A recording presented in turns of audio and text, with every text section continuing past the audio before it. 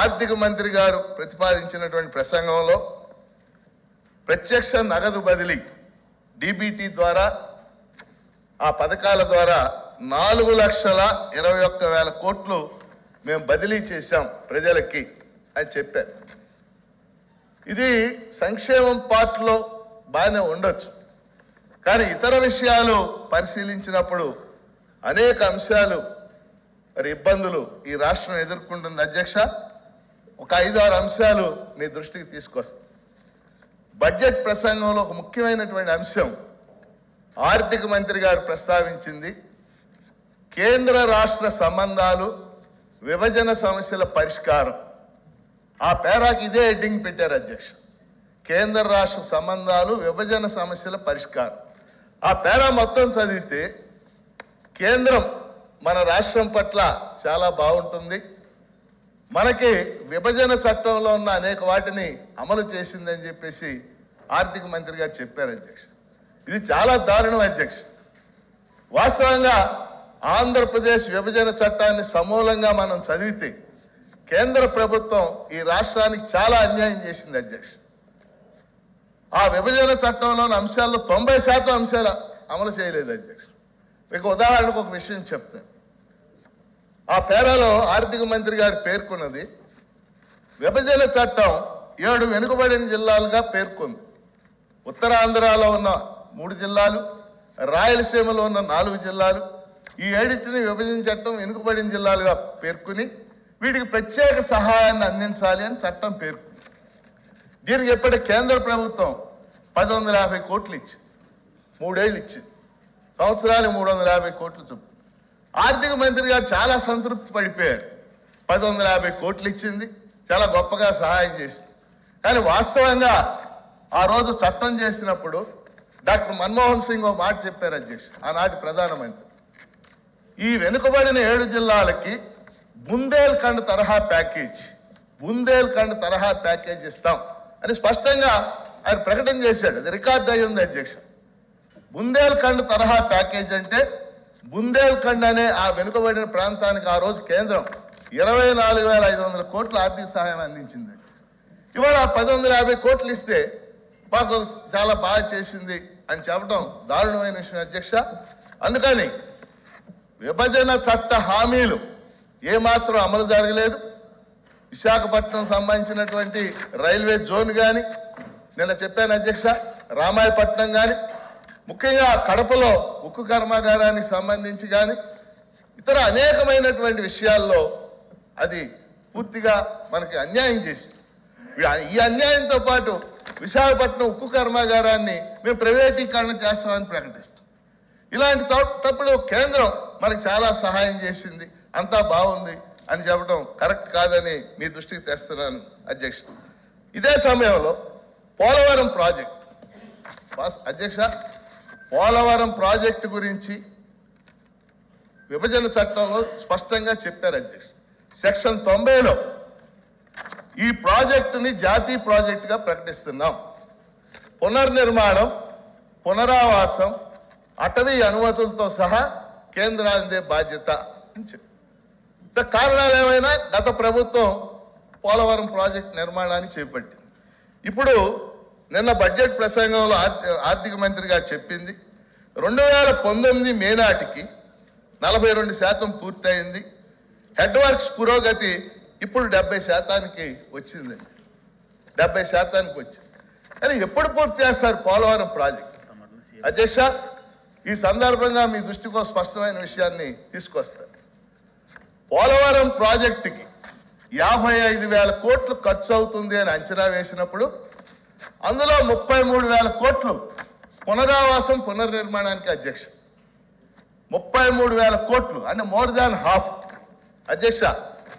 పునరావాసం పూర్తి కాకుండా, నిర్వాసితుల సమస్యలు పరిష్కరించకుండా పోలవరం ప్రాజెక్టు పూర్తి కాదు.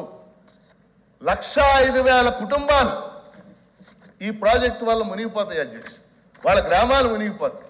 వాళ్ళకి నూతన గ్రామాలు నిర్మించాలి, నూతనమైనటువంటి ఇళ్లు నిర్మించాలి. కేవలం ఈ 105,000 కుటుంబాల్లో ఇప్పటికి పునరావాసం జరిగింది కేవలం 15,000 కుటుంబాలకు మాత్రమే అధ్యక్ష. ఎందుకంటే పునరావాసం జరిగే ప్రాంతాలకు నేను కూడా వెళ్ళాను అధ్యక్ష. వెళ్ళి చూశాను అధ్యక్ష.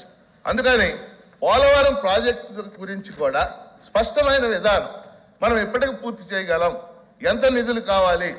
ఎందుకంటే ఇందాక నేను చెప్పాను విభజన హామీల దగ్గర పోలవరం ప్రాజెక్టు దగ్గర కూడా కేంద్రం సంతృప్తికరంగా వ్యవహరిస్తుందని చెప్పాను. ఇది కరెక్ట్ కాదు అధ్యక్ష.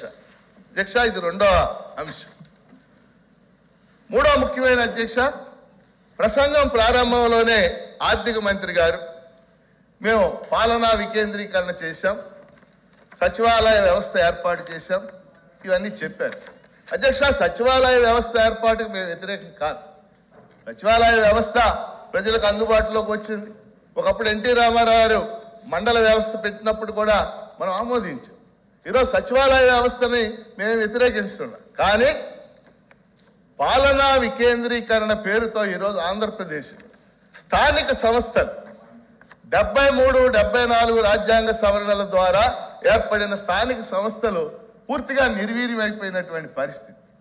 ఇవాళ జిల్లా పరిషత్, మండల పరిషత్, సర్పంచులు నిధులు లేక వాళ్ళకు వచ్చిన నిధులు కూడా తీసేసుకుని నిధులు లేక విధులే ఉండి వాళ్ళు అల్లాడిపోతున్నటువంటి పరిస్థితి. వాళ్ళ సర్పంచులు చూస్తున్నాం. వైసీపీ పార్టీకి చెందినటువంటి సర్పంచులు కూడా పెద్ద ఎత్తున అసంతృప్తిని వ్యక్తం చేస్తారు. సర్పంచుల సమావేశాలకు నేను కూడా వెళ్ళాను అధ్యక్ష. ఆ సమావేశంలో మీరు ఏ పార్టీకి చెందినవారని నేను అడిగితే మేము వైఎస్ఆర్ కాంగ్రెస్ పార్టీకి చెందిన వాళ్ళమే, కానీ మాకు నిధులేమీ లేకుండా చేశారు, కేంద్ర ప్రభుత్వం ఇచ్చిన నిధులు కూడా ఈ రాష్ట్ర ప్రభుత్వం తీసేసుకుందని చెప్పి. అందుకని అధ్యక్ష, పాలనా వికేంద్రీకరణకు మేము వ్యతిరేకం కాదు. కానీ రాజ్యాంగబద్ధంగా 73వ రాజ్యాంగ సవరణ మనకు తెలుసు, కాన్స్టిట్యూషనల్, అది గొప్ప రాజ్యాంగ సవరణ. ఆ సవరణ ఆధారంగా ఏర్పడినటువంటి సర్పంచులకి, ఆ సవరణ ఆధారంగా కొనసాగుతున్నటువంటి జిల్లా పరిషత్తులకి నిధులు లేకుండా చేయడం కరెక్ట్ కాదు. ఆ నిధులు కేటాయించాలని మేము డిమాండ్ చేస్తున్నాం అధ్యక్ష. అలాగే అధ్యక్ష, ఎస్సీ ఎస్టీ సబ్ ప్లాన్, ఈరోజు ఎస్సీ ఎస్టీల గురించి మనం మాట్లాడుతున్నాం. ఎస్సీ ఎస్టీ సబ్ ప్లాన్ అనేది ఒక చట్టం అధ్యక్ష. 2013లో ఈ రాష్ట్రంలో, ఉమ్మడి రాష్ట్రంలో ఎస్సీ ఎస్టీ సబ్ ప్లాన్ చట్టం చేయబడి ఆ చట్టాన్ని ఇటీవల మన శాసన మండలి కూడా మరో 10 ఏళ్లకి ఎక్స్టెండ్ చేసి, ఈ చట్టం ప్రకారం ఎస్సీ ఎస్టీ జనాభా ఎంతైతే ఉందో ఈరోజు ఆంధ్రప్రదేశ్లో ఎస్సీ ఎస్టీ పాపులేషన్ 24%, 17% దళితులు, 7% గిరిజనులు ఉన్నారు. అంటే ప్రతి రంగంలో కూడా 24% నిధులు ఎస్సీ ఎస్టీ పాపులేషన్ ఖర్చు చేయాలి ఈ చట్టం ప్రకారం. కానీ మరి ఈ చట్టాన్ని పక్కన పెట్టేశాం. డీబీటీ ద్వారా, ఈ పథకాల ద్వారా ఇస్తున్నాం కాబట్టి ఎస్సీ ఎస్టీ చట్టాన్ని పట్టించుకునే పరిస్థితి ఇవాళ కనపడుతుంది. ఎందుకంటే ఇవాళ ఎస్సీ ఎస్టీ చట్టం కనుక, సబ్ ప్లాన్ కనుక అమలు జరిగినట్లయితే ఎస్సీ ఎస్టీలకు సంబంధించిన చదువు, సాంఘిక సంక్షేమ గురుకుల పాఠశాలలు, study circles, doctor B R Ambedkar పేరుతో స్టడీ సర్కిల్స్ ఏర్పడినాయి అధ్యక్ష. ఇక్కడ ఈ విజయవాడ నగరంలో లెనిన్ సెంటర్లో అంబేద్కర్ స్టడీ సర్కిల్ అని 4 కోట్ల బిల్డింగ్ కట్టారు. ఇవాళ ఖాళీగా ఉంది. పిల్లలకి అక్కడ ఎటువంటి కోచింగ్ లేనటువంటి పరిస్థితి. మా గుంటూరులో డాక్టర్ బిఆర్ అంబేద్కర్ భవనాన్ని ప్రారంభించారు. 10 కోట్లు ఖర్చు చేశారు. సగం పూర్తయింది. ఇంకా 10 కోట్లు ఉంటే ఆ భవనం పూర్తి అవుతుంది. సాంఘిక సంక్షేమ శాఖ మంత్రి గారు స్వయంగా వచ్చి దాన్ని చూశారు. స్వయంగా వచ్చి దాన్ని చూసి ఆ 10 కోట్లు శాంక్షన్ చేయించే బాధ్యత నాది అని ఆయన చెప్పి 1.5 సంవత్సరం అయింది. అంటే ఎందుకు చెప్తున్నారంటే ఎస్సీ ఎస్టీ సబ్ ప్లాన్ నిధులు కనుక ఉన్నట్లయితే స్టడీ సర్కిల్స్ కోసం, ఎస్సీ గురుకులాల కోసం, డాక్టర్ అంబేద్కర్ గురుకులాలని పిలుస్తున్నారు ఇవాళ, అది నిధులు లేక అల్లాడిపోతా ఉన్నాయి ఆ గురుకులాలన్నీ కూడా. కాబట్టి ఎస్సీ మనం ఎన్ని సంక్షేమ పథకాలు బటన్ నొక్కుడు ద్వారా అమలు చేసినా ఎస్సీ ఎస్టీ సబ్ ప్లాన్ అమలు చేయాల్సిన బాధ్యత ఈ ప్రభుత్వం మీద ఉందని మీ దృష్టికి తెస్తున్నాను. అలా బీసీలకు సంబంధించి కూడా ఇవాళ బీసీల గురించి ఏం మాట్లాడుతున్నాం మనం? 56 కార్పొరేషన్లు పెట్టాం. ఆ కార్పొరేషన్లకి చైర్మన్లు నియామకం చేశామని చెప్తుంది, సంతోషం. కానీ ఆ 56 కార్పొరేషన్ల యొక్క చైర్పర్సన్స్ సగం మంది నాకు తెలిసిన వాళ్ళంతా కూడా, నా స్టూడెంట్స్ కూడా కొంతమంది ఆ చైర్పర్సన్స్గా అపాయింట్ అయ్యారు. ఉత్సవ విగ్రహాల్లాగా మిగిలిన అధ్యక్ష, వాళ్ళు కూర్చోవడానికి కుర్చీ కూడా లేదు. నిధులు ఇవ్వాలి కదా. నిధులు లేకుండా ఆ కార్పొరేషన్లు ఏ విధంగా పనిచేస్తాయి? శాలివాహన కార్పొరేషన్ ఉంది, రజక కార్పొరేషన్ ఉంది. ఈ కార్పొరేషన్లు వేటికి కూడా రూపాయి కూడా నిధులు లేనటువంటి పరిస్థితి. అంతేకాకుండా మనకి ఎస్సీ కార్పొరేషన్ అని ఉండేది, గతంలో బాగా పనిచేసేది. గతంలో అంటే 50-60 ఏళ్ల నుంచి. ఈ ప్రభుత్వం ఆ ప్రభుత్వాన్ని నేను చెప్తాను. ఎస్సీ కార్పొరేషన్ నిధుల ద్వారా చాలా మంది సహాయాన్ని పొందేవాడు, చిన్న చిన్న వ్యాపారాలు చేసుకునేవాడు. ఇవాళ దానికి కూడా నిధులు లేనటువంటి పరిస్థితి. అందుకని బీసీ కార్పొరేషన్లకి నిధులు లేకుండా మనం ఏమిటంటే పెట్టినటువంటి పరిస్థితి అనేది ద్వారా అడుగుతున్నాను అధ్యక్ష. అదేవిధంగా రహదారుల అభివృద్ధికి బడ్జెట్లో మంత్రి గారు చెప్పింది గత 5 ఏళ్లలో 2626 కోట్లు కేటాయించామని అందులో పేర్కొన్నారు అధ్యక్ష. స్పష్టంగా ఎక్కడ ఏం అభివృద్ధి చేశారు? ఏ రహదారైనా నేషనల్ హైవేస్ తప్పితే, జాతీయ రహదారులు వేరు, కానీ రాష్ట్ర రహదారులు ఒక్క రోడ్డు అయినా బాగుందా? చాలా మంది అనేక మంది ఆ ప్రమాదాలు గురి కావటం, పెద్ద పెద్ద గోతులు పడిపోవటం, రోడ్లన్నీ కూడా అధ్వానంగా ఉండటం మనం ప్రత్యక్షంగా చూస్తున్నాం. రహదారులకు సంబంధించి ప్రజలలో తీవ్రమైన అసంతృప్తి ఉంది. అది మన అందరం కూడా పరిశీలన చేస్తున్నటువంటి విషయం. అందుకని రహదారులకు సంబంధించి నిధులు కేటాయించడమే కాకుండా వాటిని మరి రోడ్లు వేయటానికి వినియోగించాలి. R&B డిపార్ట్మెంట్ని స్ట్రెంగ్తన్ చేయాలని కూడా మీ ద్వారా కోరుతున్నారు అధ్యక్ష. అలానే ఒక ముఖ్యమైనటువంటి అంశం ఉద్యోగులు వీళ్ళకి సంబంధించి అధ్యక్ష, బడ్జెట్ రీడింగ్లో మంత్రి గారు పేర్కొన్నారు డిఎస్సి 6100 పోస్టులు భర్తీ చేస్తున్నారని బడ్జెట్ ప్రసంగంలో పేర్కొన్నారు అధ్యక్ష.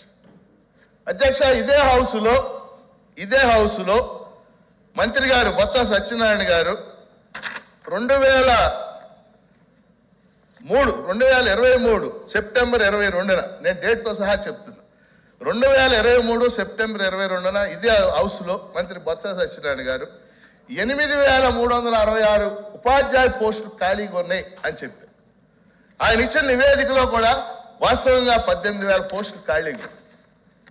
ఇప్పుడు 6,100 పోస్టులు మాత్రం భర్తీ చేస్తున్నాం. దానికి నోటిఫికేషన్ నిన్న మధ్యాహ్నం నోటిఫికేషన్ విడుదల చేశారు అధ్యక్ష. బొత్స సత్యనారాయణ గారు ఎంత తెలియగలవాడంటే, అంటే బహుశా అంత గొప్ప వ్యక్తి అందుకే అయ్యి ఉంటాడు. ఆయన ఎంత తెలియగలవాడంటే 6,100 పోస్టులు ఇచ్చినప్పుడు సెకండరీ గ్రేడ్ టీచర్లు అని ఉంటాయి అధ్యక్ష, స్కూల్ అసిస్టెంట్లు, SGTలు అంటాం సెకండరీ గ్రేడ్ టీచర్లు 9 జిల్లాల్లో ఒక పోస్ట్ కూడా లేదు అధ్యక్ష. సున్నారు.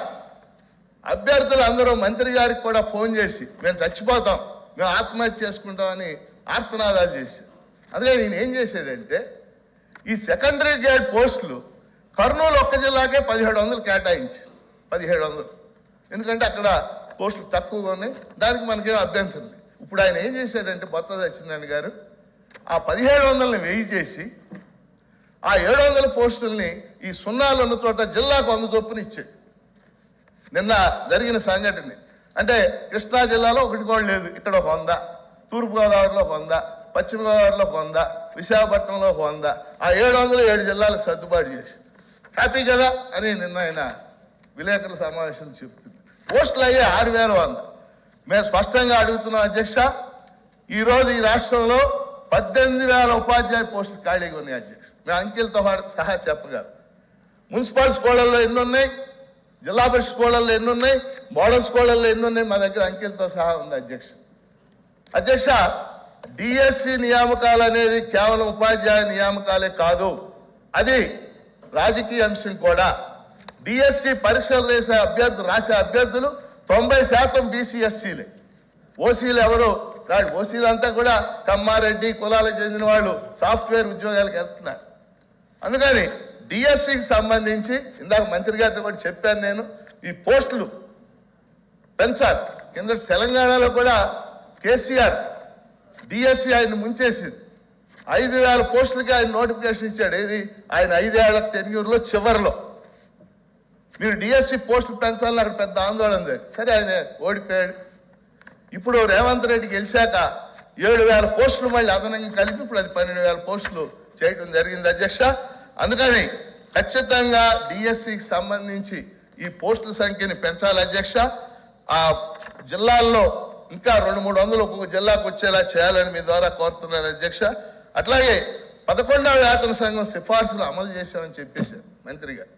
ఈరోజు 11వ వేతన సంఘం సిఫార్సులు ఉద్యోగులు తీవ్ర అసంతృప్తి ఉన్నారు అధ్యక్ష. వాస్తవం కదా, అయిపోయింది. ఇప్పుడు 12వ వేతన సంఘం కోసం ఉద్యోగస్తులు, ఉపాధ్యాయులు, పెన్షనర్లు వీళ్ళంతా కూడా ఎదురు చూస్తున్నారు అధ్యక్ష.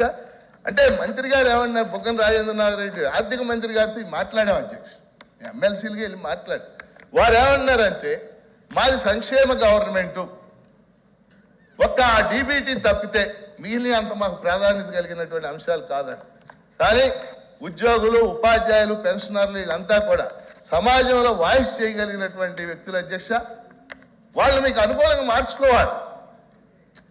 ఎందుకంటే మనం చూసాం తెలంగాణలో కూడా ఏం జరిగింది, <2% కేసీఆర్ అధికారాన్ని కోల్పోయాడు మన కళ్ళ ముందు.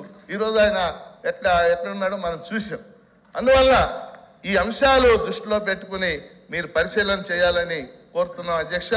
చివరిగా చెప్పదలుచుకున్నది ఏంటంటే, ఇది ఓట్ ఆన్ అకౌంట్ బడ్జెట్ అయినప్పటికీ ఈ బడ్జెట్ రాష్ట్రం యొక్క అభివృద్ధి దిశ ఎటువైపు వెళుతుంది అనేది నిర్ణయించాలి. ఆ విషయంలో మనం అభివృద్ధికి సంబంధించి పూర్తిగా వెనుకబడి ఉన్నాం. అభివృద్ధి వైపు ఈ బడ్జెట్ దృష్టిని సారించలేదు, కేవలం సంక్షేమం వైపే సారించింది. ఆ అంశాలను కూడా దృష్టిలో పెట్టుకుని ఈ బడ్జెట్లో కొన్ని మార్పులు చేయాలని మీ ద్వారా మంత్రి గారిని, ప్రభుత్వాన్ని కోరుతున్నాను అధ్యక్ష. ధన్యవాదాలు. గౌరవ సభ్యులు పండుల రవీంద్ర గారు.